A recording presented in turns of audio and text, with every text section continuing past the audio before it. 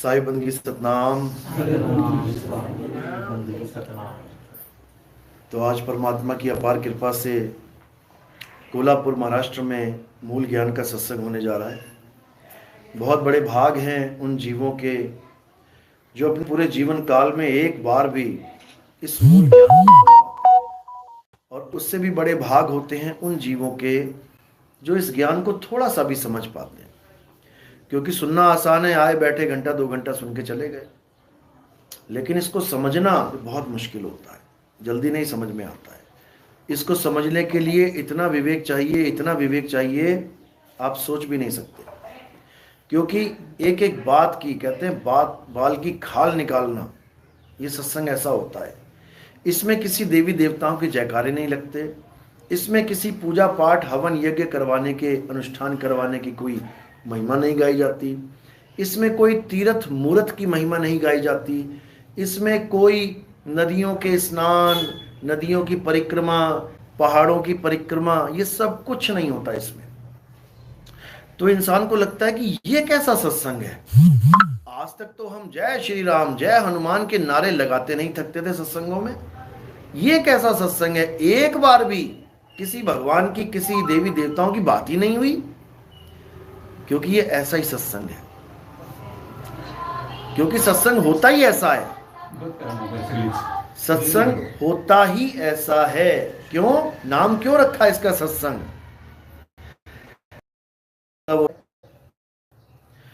जो पहली बार सत्संग में आए हैं, जो पहली बार सत्संग में आए हैं, फर्स्ट टाइम, आप किस धर्म के हैं, आप किस जात के हैं, आप किस भगवान को मानते हैं, हमें इसकी कोई जानकारी नहीं है और ना ही हमें जानकारी लेने की जरूरत है।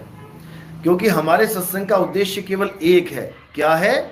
आप चाहे किसी भी धर्म के हो, आप किसी भी जात पात के हो, आपका इष्ट देव कोई भी हो, आप किसी भी भगवान की पूजा करते हो, आप केवल कि सत्य क्या है। अगर आपने सत्य को जान लिया तो उससे क्या होगा, आपके जीवन में जिते जो आप ग्रहण करके बैठे हो वो क्या होगा, अपने आप छूट जाएगा। अगर आप सत्य धारण करके बैठे हो तो अच्छी बात है, सत्य तो है ही आपके पास। लेकिन अगर गलती से अज्ञानता में असत्य की पूजा करने लग गए तो फिर आपको समझदारी दिखानी पड़ेगी। सत्य और असत्य में भेद समझ के सत्य का साथ देना पड़ेगा, तब जाकर आप सत्संगी कहलाओगे, तब जाकर आपका जन्म सफल होगा। आपको उस नारायण के साथ जुड़ना है जिसको सत्य नारायण कहते हैं। सत्य नारायण सुनते हो ना? अब नारायण में और सत्य नारायण में क्या फर्क है? जिस दिन ये फर्क समझ में आ गया ना, उस दिन तुम्हें समझ में आ जाएगा। एक धर्म है कौन सा? सनातन, और एक धर्म है सत्य सनातन। क्या फर्क है दोनों में? जमीन आसमान का फर्क है। समझोगे तो समझ में आएगा। जो आपको सनातनी दिखाई नहीं है, सत्य सनातनी ही असली सनातनी है। इसीलिए तो सत्य लगाना पड़ा। मारुति और असली मारुति सुना है कभी? मारुति कार लेने जा रहे हो और कोई कहे मैं असली मारुति कार लेने जा रहा हूं, ये क्या दो है क्या? अरे एक ही है, पूरे इंडिया में कहीं से ले ले, मारुति कार एक ही है। मैं BMW गाड़ी लेने, मैं असली वाली BMW लेने जा रहा हूं, है नकली भी चल रही है क्या? वहां नहीं चल रही है। क्यों? कॉपीराइट सिस्टम है, वहां पे केस लग जाएगा। लेकिन यहां कोई केस नहीं लग रहा किसी पे। यहां जिसको मर्जी सनातन बना के चेप दो। नहीं, सत्य सनातन को जानो। सनातन धर्म की जय नहीं, सत्य सनातन धर्म की जय बोला जाता है। होता क्या है आखिर? सत्य साहिब होता क्या है? कबीर साहब कह रहे ना, साहिब साहिब सब कहें और मोहे अंदेशा, और साहिब से परिचय नहीं, वो बैठेगा किस ठौर। साहिब साहिब तो सभी कर रहे हैं, सारे कबीरपंथी बिना साहिब के बता दो कोई मिलते हैं, साहेब बंदगी साहेब साहेब। तो आज परमात्मा की अपार कृपा से उस सत्य का भेद समझ में आएगा जिसको समझने के बाद आप बिल्कुल क्रिस्टल क्लियर हो जाओगे, बिल्कुल एकदम पारदर्शी। यानी एक कांच के गिलास में अगर कोका कोला पड़ी है और एक कांच के गिलास में पानी पड़ा है, एक कांच के गिलास में कॉफी पड़ी है, एक कांच के गिलास में रूह अफ़ज़ा पड़ा है, आप बिना झांके बता सकते हो गिलास में क्या है। बिना झांके, ऐसे नहीं देखना पड़ेगा क्या रखा है इसमें। क्यों? क्योंकि पारदर्शिता आ गई, किसी से पूछने की भी जरूरत नहीं पड़ेगी। अभी आपके सामने स्टील का गिलास रख देना, 4 गिलास लेके कोई आए, वो क्या कहेगा? वो कुछ देखेगा, वो क्या क्या बांट रहे भाई, क्या बांट रहा है? चाय है, कॉफी है, दूध है, क्या है इसमें? क्यों? पारदर्शिता नहीं है। लेकिन जैसे ही पारदर्शिता आ गई तो दूर से देखो, अरे कोको कोला वाला वहां, ओ भैया इधर आ जा भाई, क्यों? दिख रहा है उसमें क्या पड़ा है। बस इसी प्रकार आज आपकी दूर की नजर तेज कर देंगे, दूर से दिखाई देगा। इसी को पार की नजर कहते हैं, पार की। कोई है रे परलय पार का, अब तुम्हें परलय से पार दिखाई देने लग जाएगा आज, समझोगे तो आज का सत्संग शुरू करने से पहले परमात्मा के नाम पे जयकारा लगाएंगे और फिर सत्संग शुरू करेंगे। बोलिए परमपिता परमात्मा की, सदगुरु बंदी छोड़ कबीर साहिब की, सभी संतों की, सभी भक्तों की, आज के आनंद की, इस गांव नगर बस्ती की, सदगुरु मदन पति साहिब की, सदगुरु बैरागपति साहिब की, सभी संतों की, आज के आनंद की, सकल हंस को बंदगी साहिब। सतनाम सतनाम। तो आज उस पे पर्दा उठाया जाएगा, उस वस्तु से पर्दा उठाया जाएगा जिसको सत्य और असत्य कहते हैं। सत्य और असत्य, इन दोनों वस्तुओं का ज्ञान आज आपको करवाया जाएगा। क्या है सत्य, क्या है असत्य। जब ये समझ में आ जाएगा तो हर चीज समझ में आ जाएगी। जैसे आप बैठे हैं यहां पे, एक आदमी बैठा है, अब इसी आदमी में, यानी हर इंसान के पास 2 चीजें हैं, सत्य भी है असत्य भी है, दोनों लेके बैठा है वो, दोनों। अब क्या है सत्य और वाला? जब मुसलमान गुरु आ गया तो अल्लाह हु अल्लाह करने वाला।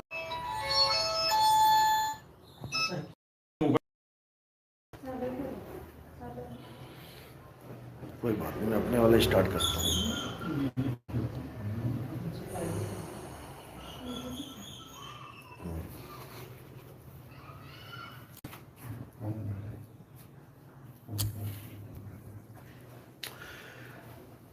तो कबीर साहब कहते हैं कि जब तुम्हारे जीवन में भेदी गुरु आ जाएगा, भेदी गुरु का मतलब ये नहीं कि कोई नाम जपवाने वाला गुरु, भेदी शब्द का ही अर्थ आपके सामने जाता है। जैसे ही आप कहते हो भेदी, भेदी का मतलब होता है जिसको भेद पता हो, जिसको रहस्य पता हो, उसको भेदी कहते हैं, जपी नहीं।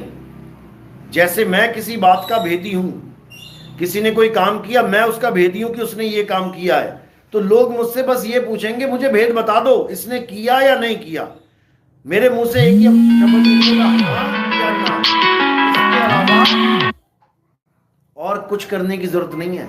अब ये नहीं कि मेरे मुंह से निकला हाँ तो तुम हाँ हाँ हाँ हाँ जपने लग जाओ, या मेरे मुंह से निकला नहीं तो तुम नहीं नहीं नहीं जपने लग जाओ। भेदी का मतलब है रहस्य उसने बता दिया, तुम्हारे समझ में आ गया, बात खत्म। वही रहस्य वहां से यहां ट्रांसफर हो गया। जो भेद हमें पता है वो हमारे शिष्य को पता लग गया, बात खत्म। इस भेदी की महिमा गाई है कबीर साहब। लागे हाथ तब मिले जब भेदी लीजे साथ। कहते गुप्त वस्तु तब मिलती है जब भेदी साथ हो। भेदी यानी रहस्य जानने वाला कि वो वस्तु है कहां, नाम जपवाने वाला नहीं। आप स्टेशन से यहां तक आए मेन रोड से, आपका पर्स गिर गया कहीं पे, अब आपको परेशान हो गए, अब आपको दो गुरु मिलेंगे। एक गुरु क्या कहेगा, क्या हुआ बेटा, अरे बाबा जी पर्स खो गया, चल बैठ यहाँ पे 2.5 घंटा जब purse purse purse purse purse purse. एक तो ये मिल जाएगा गुरुजी, और एक गुरुजी क्या मिलेगा, बेटा तू किस रास्ते से आया था, गुरुजी इस रास्ते, अरे वहीं जाके ढूंढ, वहीं मिलेगा। अब वहां जाकर ढूंढने में उसे एक बार भी नहीं जपना पड़ा पर्स पर्स पर्स पर्स, बिल्कुल नहीं। बस इसी प्रकार, अब ये तो बात है पर्स की, क्योंकि हमें पता है कहां से आए हैं। अब यहां क्या दिक्कत हो रही है, यहां हम भूल गए हैं कि हम आए किस गली से थे। वरना वहां जाके ढूंढ ले। अब इसी भूल को कबीर साहब सुधारते हैं। अरे भूल के कारण जीव कहाया, भूल की मर्म न जाना, गुरु सतगुरु मिले, कहते गुरु मिले पारखी, पारख पद दिखलाना, संतो ये जग बौराना। तो कह रहे हैं कि जब भूल में आ गया तो जीव कहला रहा है, और उसकी भूल मिटा दी। सतगुरु ने बता दिया कि आए तुम कहां से और जाना तुम्हें कहां है, इतना बस विचार लो, हो गया भजन। मन की तरंग मार लो, हो गया भजन। आदत बुरी सुधार लो, हो गया भजन। क्या राधे राधे राधे जप के जीवन बर्बाद कर रहा है, क्या राम राम जप के, क्या कबीर कबीर कबीर जप के, क्या अल्लाह अल्लाह वाहिगुरु वाहिगुरु जप के जीवन बर्बाद कर रहा है। बर्बाद हो जाएगा जीवन। इससे फल तो मिलेगा लेकिन मुक्ति नहीं मिलेगी। फल तो मिलेगा, फल जरूर, फल दोनों प्रकार के शब्दों का मिलता है। अच्छे वचन बोलो तब भी फल मिलता है, बुरे वचन बोलो तब भी फल मिलेगा। वचनों का फल मिलेगा, शब्दों का फल मिलेगा, लेकिन मुक्ति नहीं मिलेगी। चाहे तुम किसी भी शब्द को यूज कर लो, मुक्ति के लिए नहीं लगेगी। वो ताले की चाबी है ही नहीं, वो ताले की चाबी है ही नहीं।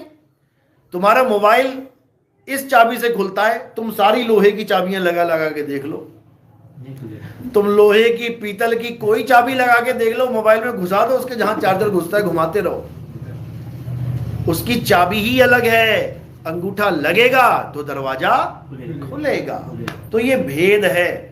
कबीर साहब कहते हैं मोह को कहां ढूंढे रे बंदे, मैं तो तेरे पास में।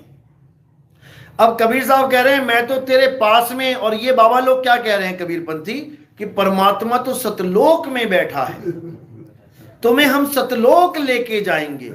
वो कह रहा है मैं तेरे पास में, और ये कह रहे हैं हम तुम्हारा चलावा चौका करके तुम्हें सतलोक लेके जाएंगे। बताओ,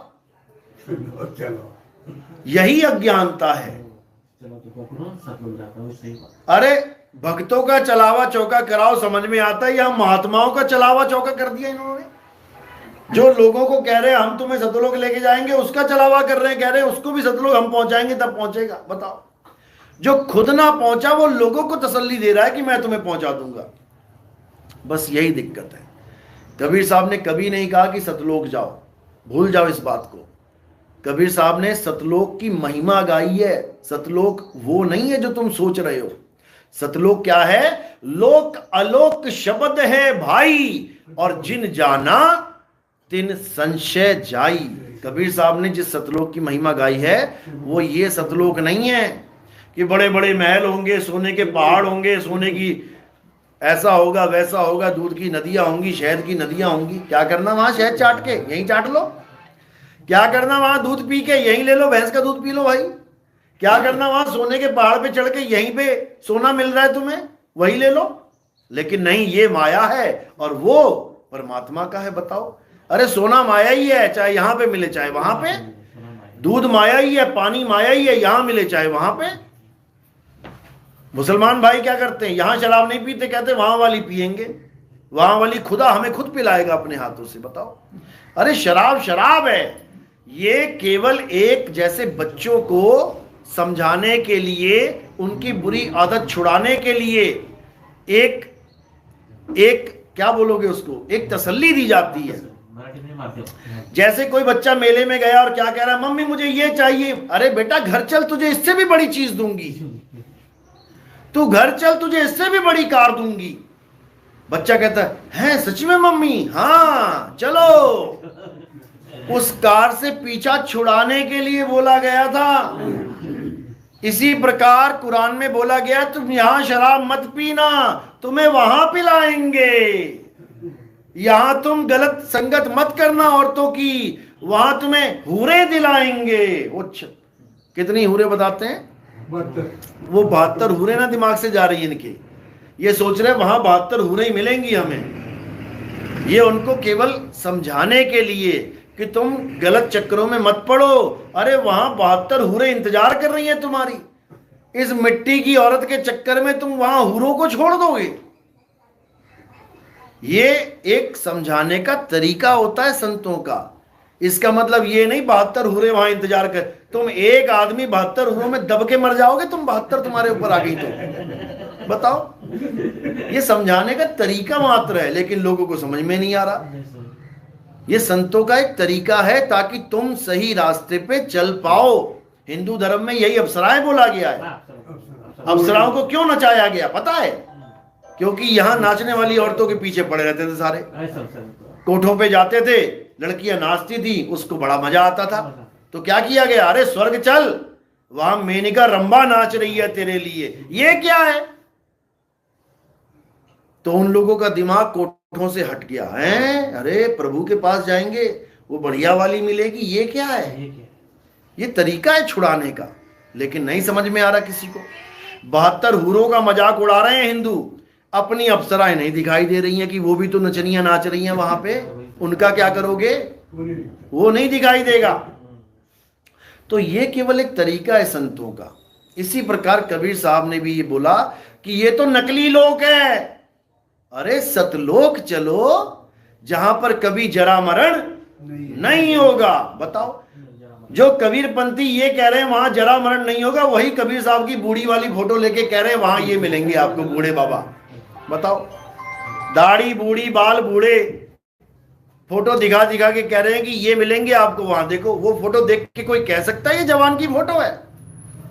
कोई कह सकता है ये बच्चे की फोटो? किसकी फोटो है ये?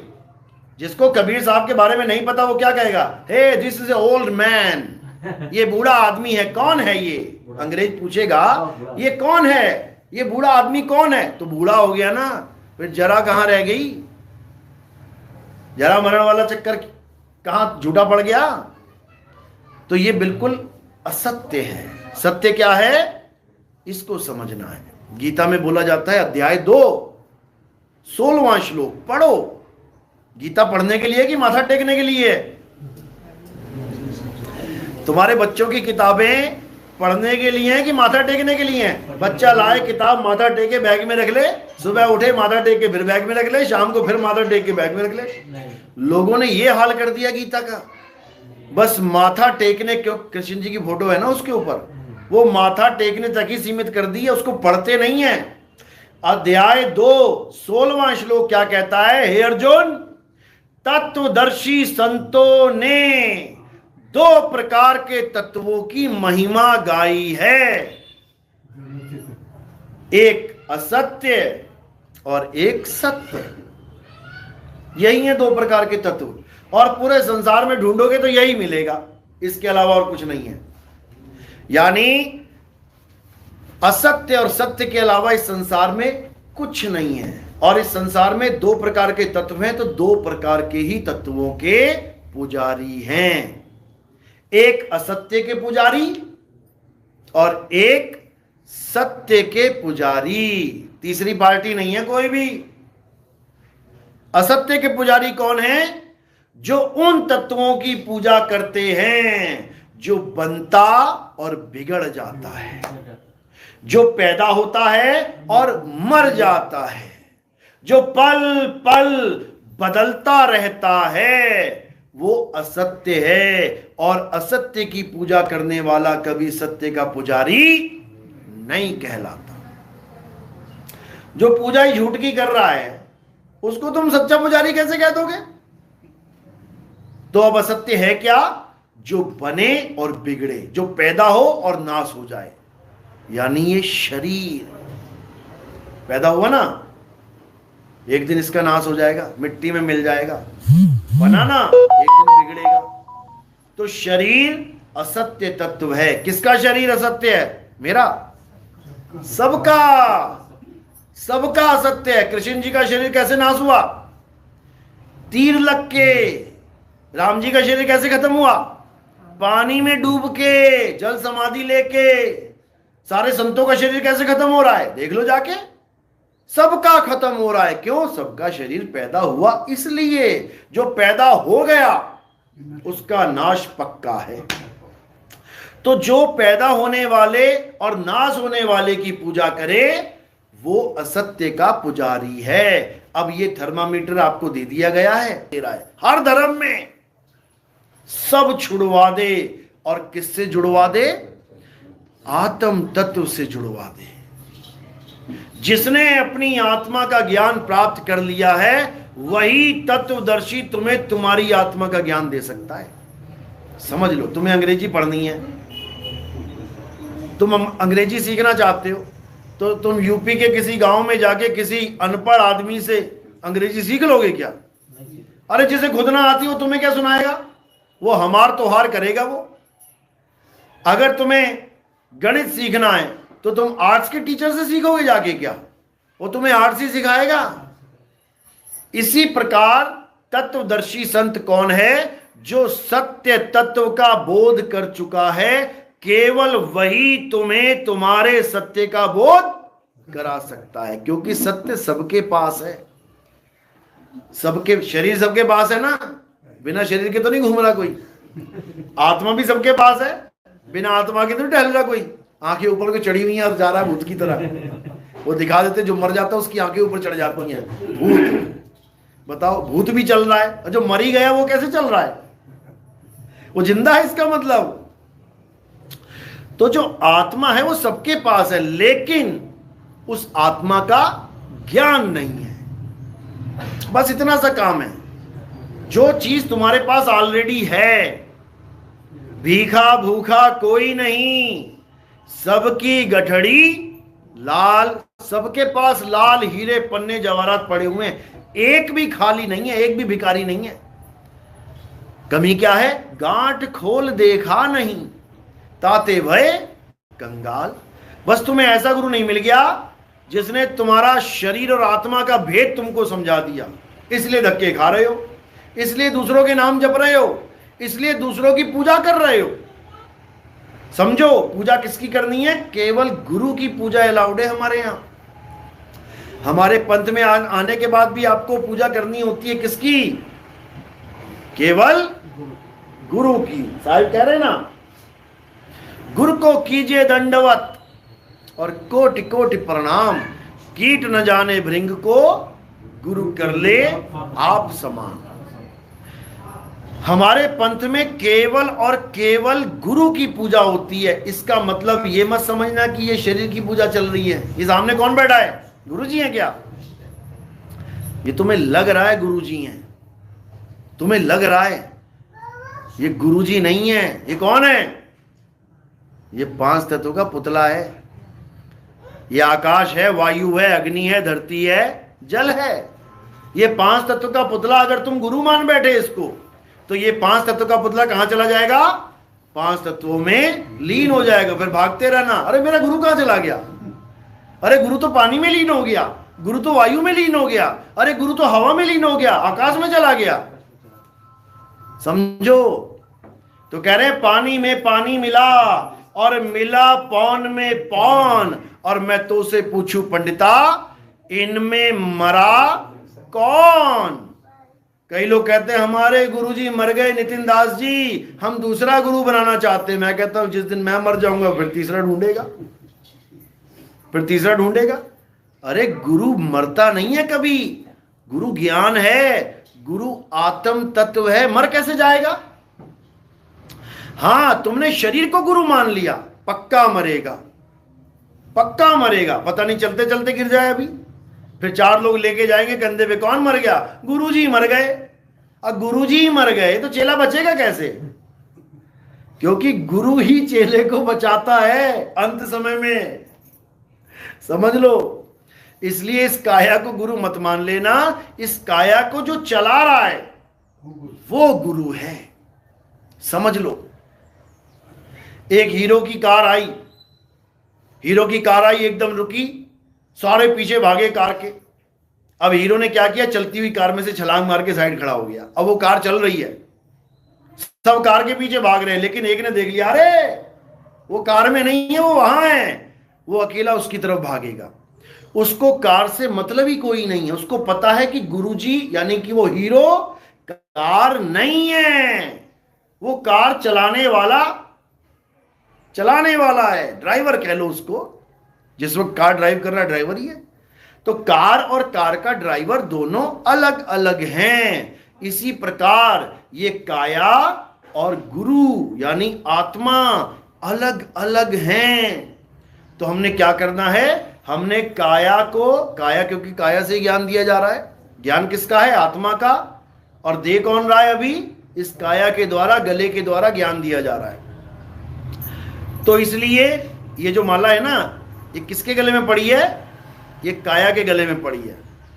समझो, जैसे किसी दूल्हे की शादी होती है तो दूल्हा तो अंदर बैठा होता है, बाहर कार पूरी सजा रखी होती है, खूब फूल वूल लगा के एकदम। अब कोई कहे ये कार ही दूल्हा है, दूल्हे को सजा रखा है।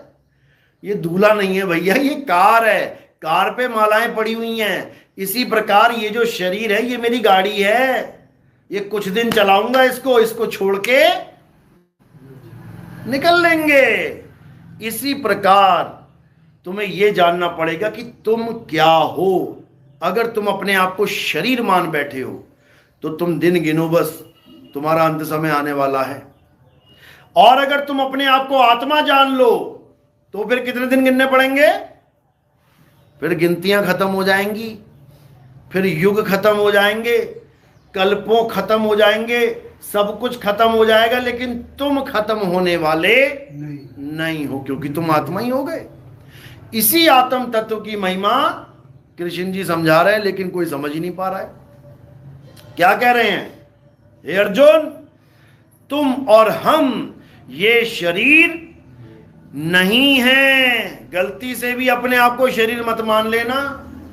शरीर क्या है, हड्डी मांस खून बाल खाल, इसका पुतला है। और हम तुम क्या हैं, हम तुम अविनाशी आत्मा हैं।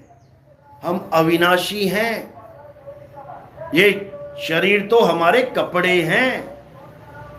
जैसे गर्भ से बाहर आए एकदम फ्रेश कपड़े मिले, कोमल कोमल बिल्कुल बढ़िया, धीरे धीरे धीरे धीरे देखो शक्ल कैसी होती जा रही है, देखो चमड़ी कैसी लटकती जा रही है, देखो कैसी जर्जर हालत होती जा रही है। जैसे पुराने कपड़े फटे हुए और नए ब्रांड कपड़े को आमने सामने रखोगे तो कौन सा चुनेगा आदमी, ये वाला अच्छा, ये तो पुराना हो गया है। इसी प्रकार बूढ़ों को कोई प्यार नहीं करता। बुढ़ों को प्यार क्यों नहीं करते, अभी बुढ़े से किसी की शादी करवा दो, कह रहा है बुढ़ा मिल गया मुझे, क्योंकि वो कपड़ा पुराना हो चुका है। जवान ढूंढ रहे हैं सब, यानी फ्रेश कपड़ा ढूंढ रहे हैं। तो कहने का मतलब यही है कि इन कपड़ों को अपना स्वरूप मत जान लेना कि तुम हो, तुम एक आत्मा हो। इसी आत्मा का ज्ञान हो जाना, इसको तत्व ज्ञान कहते हैं। असत्य यानी काया को छोड़ देना और सत्य यानी आत्मा को ग्रहण कर लेना, उसके ज्ञान को ग्रहण कर लेना, इसको तत्व ज्ञान कहते हैं। और तत्व ज्ञान देने वाले को तत्वदर्शी संत कहते हैं। इसकी महिमा गाई गई है स्पेशल गीता में, और यही कबीर साहब समझा रहे हैं। कह रहे हैं जब हमें गुरु मिल जाता है तो क्या होता है, अरे हम ना मरिब मरिब संसारा, और हमको मिला जियावन हारा। कहते अब मैं नहीं मरने वाला कि कोई कहे कि मुझे गोली मार के मार देगा, ले मार ले, अब काया मरेगी, मैं नहीं मरूंगा। नहीं तो मच्छर ही मारे जा रहा है सबको। बताओ सबसे ज्यादा दुनिया में मौतें कैसे होती हैं, और मच्छर ही मार देता है लोगों को, डेंगू से, मलेरिया से। अब तुम्हें परमाणु बम भी नहीं मार पाएगा अगर तुमने ये तत्व ज्ञान ग्रहण कर लिया तो। इसलिए बाबा जय गुरुदेव अपनी वाणी में कहते थे, इस दुनिया का कोई बड़े से बड़ा अस्त्र शस्त्र मुझे मार नहीं सकता। और ये अज्ञानी जीव क्या सोचते थे, चेले जो बैठे हैं, कि बाबा जी कभी किसी गोली से, तोप से, किसी परमाणु बम से मरने वाले नहीं है। अरे वो बाबा जी अपने सत्य स्वरूप की बात कर रहे हैं। कि मेरी आत्मा को कोई अस्त्र शस्त्र नहीं मार सकता। तो यही तो कृष्ण जी कह रहे हैं कि हे अर्जुन, इस आत्मा को ना तो कोई अस्त्र शस्त्र काट सकता है, ना अग्नि जला सकती है, ना वायु सुखा सकती है, ना जल भिगो सकता है। ये आत्मा अजर अमर अविनाशी है। समझ लो। अब आत्मा जहां बोला जाता है, लोग सोचते हैं जीवात्मा की बात चल रही है। गीता में 2 प्रकार का ज्ञान दिया गया है आत्मा के ऊपर ही। कौन कौन सा? एक चल यानी जीवात्मा का ज्ञान, और एक अचल यानी परमात्मा का ज्ञान। दोनों में भेद है। आत्मा दोनों में लगा है। आत्मा आत्मा, जीवात्मा परम आत्मा। अब अगर जीव और परम को हटा दिया जाए तो दोनों क्या बचे? आत्मा। जैसे एक खाद्य मंत्री, राज्य मंत्री, एक प्रधानमंत्री। अगर प्रधान और खाद्य राज्य को हटा दिए जाए तो तीनों क्या हो गए? मंत्री जी आ रहे हैं, मंत्री जी आने वाले हैं। अरे कौन से मंत्री? प्रधानमंत्री। हो प्रधानमंत्री। कौन से मंत्री? रेल मंत्री। अच्छा रेल मंत्री आ रहा है। दोनों में फर्क है। तो गीता में कहां बताया गया जीवात्मा के बारे में और कहां बताया गया परमात्मा के बारे में? अध्याय 2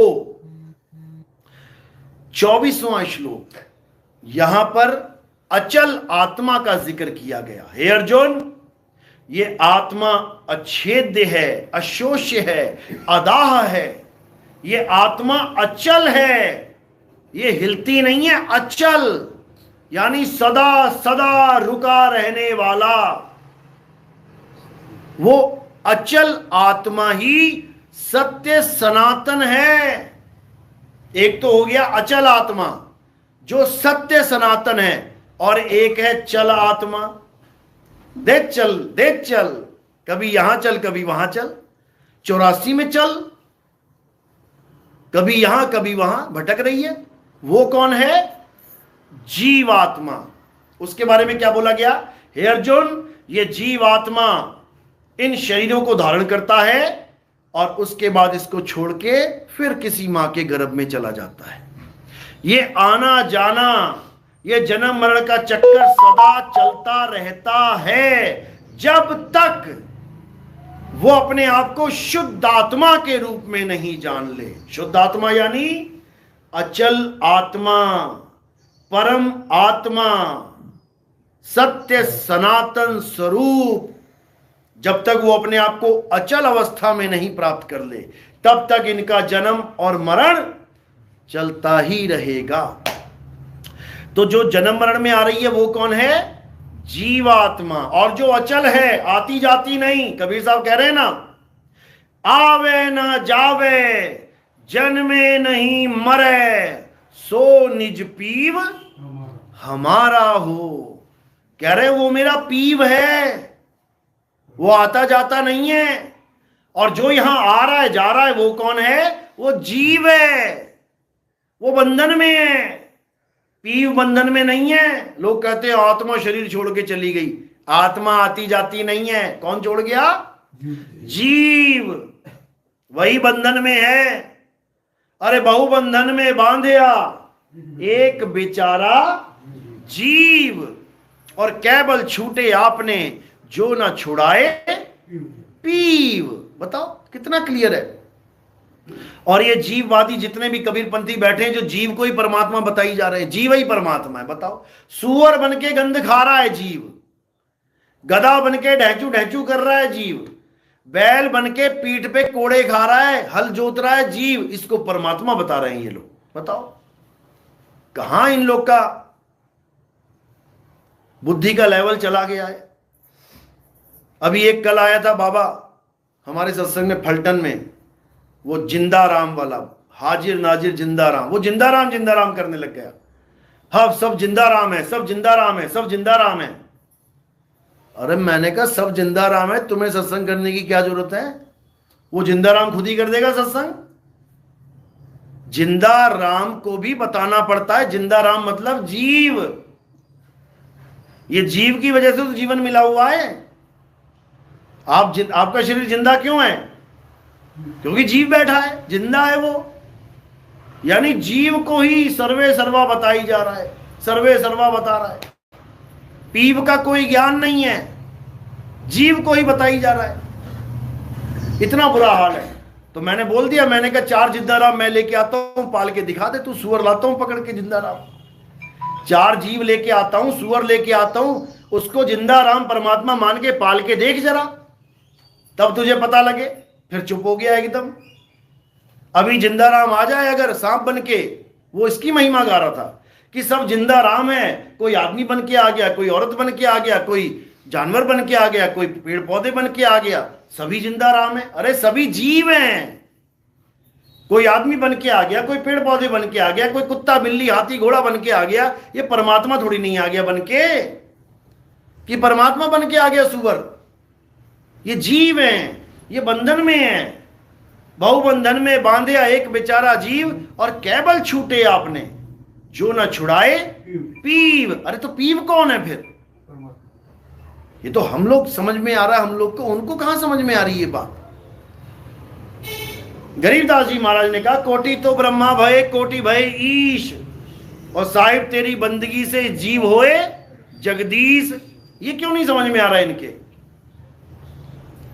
नानक साहब ने कहा कि अगर तुम परमात्मा और आत्मा में, यानी जीवात्मा और परमात्मा में अंतर मान रहे हो, कहने का मतलब आत्मा और परमात्मा में अंतर मान रहे हो, जीव और परमात्मा में अंतर है ही है।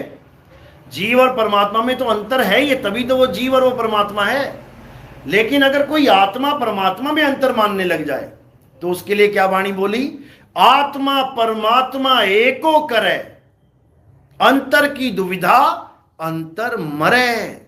यानी जब तुम आत्म स्वरूप को प्राप्त कर लेते हो और कोई कहे कि अभी परमात्मा का स्वरूप बाकी है, कह रहे हैं ये अंतर पड़ गया, ये अंतर पड़ गया। ये अंतर मत करना। अंतर करोगे तो फिर किसी परमात्मा को ढूंढने के लिए जाना पड़ेगा 84 में। यही कबीर साहब ने समझाया कि हमारा स्वरूप और परमात्मा का स्वरूप एक है। अरे सत्य स्वरूपी नाम साहिब का, सो निज नाम हमारा। क्यों नहीं समझ में आ रहा है? इसीलिए 84 की बाढ़ आई पड़ी है। देखो कितने मच्छर हो गए। यही लोग हैं ये। पहले गुरुआ बन के खून चूसा, अब मच्छर बन के खून चूस रहे हैं। क्या करें इनका? तो साहिब यही समझा रहे हैं, अरे गुरुआ तो घर घर फिरे और कौड़ी केर 50, अपने रूप की खबर नहीं और शिष्य करण की आस। अपने स्वरूप का ज्ञान नहीं है इनको, और नाम देने में लगे। तू राधे राधे जप ले, तू राम राम जप ले, तू अल्लाह अल्लाह जप ले, तू वाहिगुरु जप ले। अरे अपने स्वरूप को जान। अगर अपने स्वरूप को जान लिया तो तुम्हें समझ में आ जाएगा कि कृष्ण जी भी शरीर नहीं है, राधा जी भी शरीर नहीं है, राम जी भी शरीर नहीं है, कबीर साहब शरीर नहीं है, मीराबाई शरीर नहीं है, रविदास जी महाराज, तुका जी महाराज, संत नामदेव जी, मुक्ताबाई, ज्ञानेश्वर जी महाराज शरीर नहीं है। ये तब समझ में आएगा। ये पत्थर पूजने से, राम राम जपने से, अल्लाह अल्लाह जपने से समझ में नहीं आएगा। इसीलिए सतगुरु की महिमा क्या गाई है? सोई गुरु पूरा कहावे, जो 2 अक्षर का भेद बतावे, एक छुड़ावे एक लखावे, तब प्राणी निज घर को जावे। ये महिमा है सतगुरु की, कि सतगुरु वो होता है जो 2 अक्षरों का भेद बता देगा। एक कौन सा अक्षर? जो तुम्हें तुम्हारे खानदान में मिला है, तुम्हारे धर्म में मिला है, तुम्हारे देश में मिला है। हिंदुस्तान में कौन सा मिल गया? का खा गा आ ई ई। अमेरिका में, इंग्लैंड में कौन सा मिल गया? A B C D E F G. अरब में कौन सा मिल गया? अलिफ बे ते पे। पंजाब में कौन सा मिल गया? ऊड़ा एड़ा ईड़ी हा हा सस्सा कक्का कग्गा गग्गा। ये सब भाषाएं कहां से मिल रही हैं? ये सारे अक्षर कहां से मिल रहे हैं? ये तुम्हें तुम्हारे माता पिता से, तुम्हारे समाज से, तुम्हारे प्रदेश से, तुम्हारे देश से मिल रहे हैं। भारत एक है, लेकिन गुजरात वाला चला जाए जरा कर्नाटक में, वो कहेगा भैया क्या बोल रहा है यार तू? तू भी हिंदुस्तानी, मैं भी हिंदुस्तानी, पता नहीं क्या क्या बोलते रहते हैं ये लोग। यूपी वाला गुजरात में चला जाए, उसको वो समझ में ना आए, समझो। आसाम वाला दिसपुर में कहीं और चला जाए, आंध्र प्रदेश में, उसको वो एक ही भारत में इतनी भाषाएं चल रही हैं, कहां से आ गए ये सारे अक्षर? इंसानों की उपज है। तो क्या करता है सतगुरु? दो अक्षर का भेद बताए, एक छुड़ाए। गुजराती में नाम जप रहा है, हाँ छोड़ दे। तू बंगाली में नाम जप रहा है, हाँ छोड़ दे। तू हिंदी में नाम जप रहा है, हाँ छोड़ दे। तू अंग्रेजी में जप रहा है, छोड़ दे। तू अरबी में जप रहा है, छोड़ दे। तू जापानी